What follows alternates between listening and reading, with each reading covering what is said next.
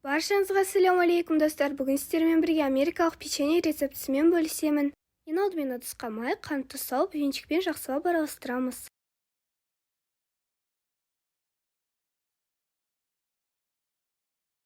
Содан соң жұмыртқа салып, қайтадан араластырамыз. Бізде осындай масса шығуы қажет. Енді массамызға қопсытқыш және ұнымызды салып, жұмсақ қамыр илейміз.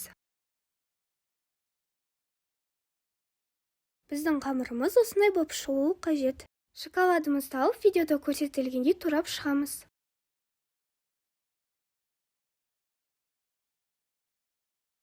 Енді қамырымызға шоколадымызды салып, бұл екеуін жақсылап араластырамыз. Бізде осындай қамыр шығуы қажет. Печеньяларымызды жасаймыз.